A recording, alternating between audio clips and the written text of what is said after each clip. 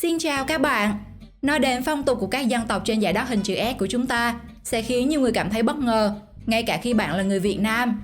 Bởi vì cả 54 dân tộc anh em đều có rất nhiều truyền thống, văn hóa thú vị và độc đáo, có kể dài cả cổ cũng không nói hết. Mặc dù thế giới hiện đại đã khiến nhiều thủ tục truyền thống được lược giảm, nhưng hầu hết các phong tục vẫn được bảo tồn, gìn giữ và được áp dụng trong các dịp lễ quan trọng. Ngoài những nét đẹp, độc đáo trong trang phục dân tộc, các loại đồ ăn, thức uống, không ít các dân tộc còn tồn tại nhiều tục lệ kỳ lạ trong cưới hỏi, ma chay rất đáng sợ. Hãy cùng thế giới hôm nay khám phá 7 tục lệ quái dị và đáng sợ ở Việt Nam mà 99% người Việt đều không biết nó tồn tại nhé. 7. Giọ tôm A Mí. Giọ tôm A Mí là hủ tục của tộc người Ba Na và Gia Rai ở Tây Nguyên. Theo tục lệ này, nếu người mẹ chẳng may không qua khỏi khi vừa cạn, thì trẻ sơ sinh phải đi theo mẹ. Ngay cả những đứa trẻ đang bú sữa mẹ mà mẹ không may qua đời, thì đứa trẻ cũng không thoát khỏi án tử. Do vậy, nếu bạn đến những mảnh rừng Tây Nguyên, bạn sẽ dễ có cảm giác lạnh gáy, bởi không gian núi rừng vừa mang hơi hướng ma mị, cộng thêm những chiếc hòm hay ngôi mộ chứa những cặp mẹ con xấu số, bảo đảm bạn không sợ không ăn tiền. Chị Y Đen, người làng Con Cơ Tu 1, xã Đắc Rơ Wa, thị xã Kon Tum, là một trong những đứa trẻ hiếm hoi được trở về từ cõi chết, cho biết sở dĩ ngày trước người ta nhất quyết chôn sống đứa trẻ theo mẹ vì niềm tin ấu trĩ rằng đứa trẻ chưa dứt sữa mà mồ côi mẹ như thế thì ít nhiều có liên quan đến Ma Lai, bởi Ma Lai là hiện thân của sự chết chóc, bệnh tật. Họ tin những chuyện bất thường ấy sẽ khiến họ tộc, cả làng phải nhận những hình phạt tàn khốc như dịch bệnh, chết chóc của không chỉ Ma Lai mà cả các giàng. Và để tránh chuyện không hay xảy ra, người ta quyết định chôn sống, giúp đứa trẻ theo mẹ để trừ hậu họa.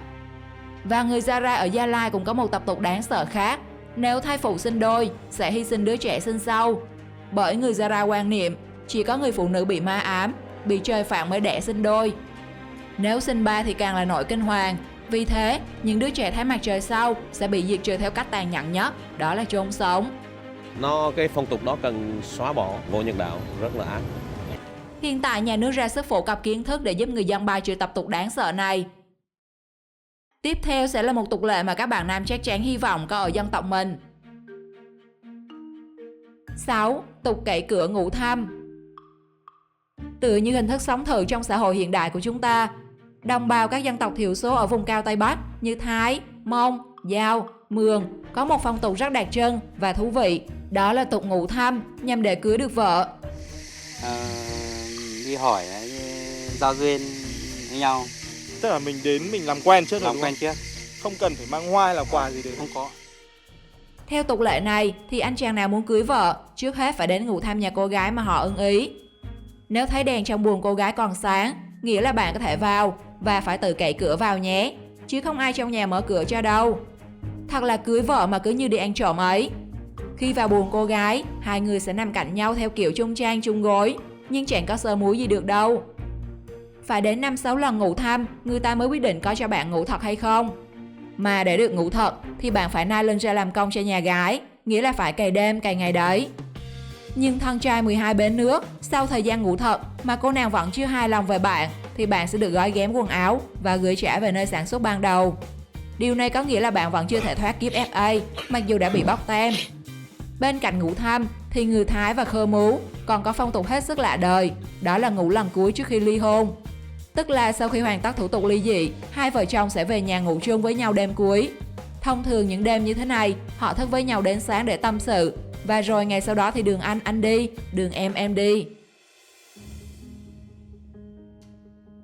5. Chia tài sản cho người chết. Đa số chúng ta chỉ nghe nói đến chia của cho người sống, còn người chết thì chia làm gì cơ chứ? Mặc dù vậy, ở một số dân tộc Tây Nguyên vẫn thường quan niệm rằng thế giới bên kia không phải là một thế giới siêu phàm của thần tiên, mà là một bản sao của thế giới thực khi họ còn sống. Người chết cũng cần phải có đầy đủ các vật dụng trong sinh hoạt và sản xuất. Chính vì vậy mà khi có người trong gia đình, dòng tộc mất, họ đều tiến hành phân chia của cải mang ra mồ cho người chết. Những tài sản được chia bao gồm cả những đồ vật quý như chiêng, chóe, vòng cườm, lục lạc đến các loại vũ khí, công cụ sản xuất, rồi cả các vật dụng thường ngày như nồi, tô, chén bát. Số của cải này không quy định về số lượng mà tùy thuộc vào sự giàu nghèo của mỗi gia đình mà người chết được chia khác nhau. Vào những năm 80-90 của thế kỷ 20, Tục chia của cho người chết vẫn còn tồn tại trong các cộng đồng cư dân bản địa Lâm Đồng và Tây Nguyên. Nhưng hiện nay do tác động của cuộc sống hiện đại, phong tục này đã gần như mất đi. Nó chỉ còn thể hiện một cách hết sức mờ nhạt qua việc người chết được chôn theo kỷ vật hoặc trang sức mà con cháu mô tạng khi còn sống. 4. Khóc trâu. Các bạn có từng nghe nói đến hay nhìn thấy tục lệ kỳ lạ này chưa? Hãy comment câu trả lời cho mình biết trong phần bình luận nhé. Tục lệ này có ở người Cơ Tu sinh sống trên dãy núi Trường Sơn. Khóc trâu là một trong những nghi thức thuộc lễ đâm trâu, thường được diễn ra vào mỗi mùa lúa tháng lớn. Sau khi bọn trẻ múa hát vui vẻ đến khuya, thì những người già thường thức đến sáng để tế và khóc trâu. Nội dung khóc chủ yếu là nói lên tình cảm, thương tiếc con vật đã suốt đời gắn bó, phục vụ con người. Nay lại làm vật hiến sinh cúng thần linh. Theo các già làng, nhiều con trâu hiểu và nghe tiếng người khóc đã chảy nước mắt theo người tế. Thật cảm động đúng không nào? Và cho dù có khóc, có thương tiếc đến mấy đi nữa, thì sáng mai họ cũng nín và thịt trâu bạn ạ. 3. Đẽo sọ người chết. Dù đã ở thế kỷ 21 rồi, nhưng ở nhiều thôn làng người dân tộc của Việt Nam vẫn tồn tại như tục lệ ma chay một lời khó nói hết. Như ở Ninh Thuận, cộng đồng Chăm Bà La Môn có tục đẽo sọ người chết thành những đồng xu nhỏ để nhập vào đá, với hy vọng được vĩnh hằng và bất tử. Theo phong tục này thì sau khi thiêu xong, người ta sẽ lấy hộp sọ của người chết, dũa thành 9 mảnh xương đối với nữ, 7 mảnh đối với nam, mỗi mảnh nhỏ bằng đồng xu, rồi được cất giữ trong một cái hộp để thờ. Ngoài ra thì trong tục ma chay của người Mông ở Hà Giang và Mường Lát, Thanh Hóa còn có kiểu phơi xác nhiều ngày rất kỳ quái. Theo phong tục này thì khi có người chết, gia đình không bỏ vào quan tài ngay mà để người chết nằm ở bên ngoài như bình thường, vẫn đút cơm, đút nước người đã khuất, thậm chí còn đem ra phơi nắng. Người chết có bao nhiêu con thì phải phơi nắng bấy nhiêu ngày. Phơi hơn 10 ngày thì không biết nó thành ra cái gì các bạn nhỉ? Tuy nhiên ngày nay thì tục lệ có phần hơi đáng sợ này đã được giản lược đi rất nhiều. Khoảng 1 đến 3 ngày thì người chết sẽ được đem đi chôn. 2. Vỗ mông tìm vợ. Phong tục này thường diễn ra vào những ngày đầu xuân năm mới. Các chàng trai cô gái người Mông trong trang phục truyền thống nô nức kéo đến các bãi đất trống hay khoảng sân rộng để cùng vui chơi và gặp gỡ tìm hiểu nhau. Nếu ưng ý cả hai sẽ cùng tán nhau qua ánh mắt. Chàng trai sau đó sẽ vỗ nhẹ vào mông cô gái. Nếu đáp lại thì cô gái cũng vỗ vào mông chàng trai. Nói chung thì thực hiện cho đúng phong tục của dân tộc mình vậy thôi, chứ chàng và nàng cũng đã chấm nhau trước hết rồi. Ngày trước sau khi vỗ mông, chàng trai dắt vợ lên lưng ngựa, dong thẳng về nhà mình, nhốt vào trong buồng, cắt tiết gà, cúng ma, 3 ngày mới dắt về nhà gái. Thế nhưng bây giờ, vỗ mông chọn vợ đã có nhiều đổi thay. Trước khi bắt vợ, chàng trai Mông nào ga lăng sẽ tặng một đôi dép hay một cái khăn, cái gương cho người con gái mình thích để chiếm tình cảm. Lúc vỗ mông xong thì đi xe máy hoặc đi bộ về nhà trai. Lưu ý đây là phong tục của người Mông nhé, chứ mấy anh trai khác mà ra đường vỗ mông bậy bạ coi chừng bị vỗ lại cho sắp mặt nhé. 1. Tục bắt chồng bắt vợ. Nếu như không thể đi cưới thì mình đi bắt, đơn giản vậy thôi. Và người Mông có tục bắt vợ.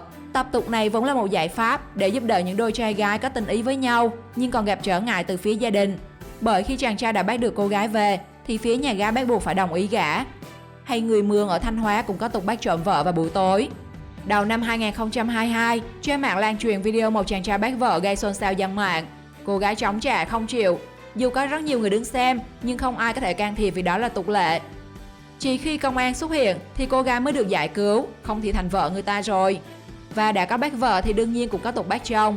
Điển hình như người Chu Ru ở Tây Nguyên, khi đã ưng ý một chàng trai nào đó, cô gái sẽ về thông báo với gia đình. Vào ban đêm, thiếu nữ cùng với 10 người thân trong gia đình sẽ đến nhà trai.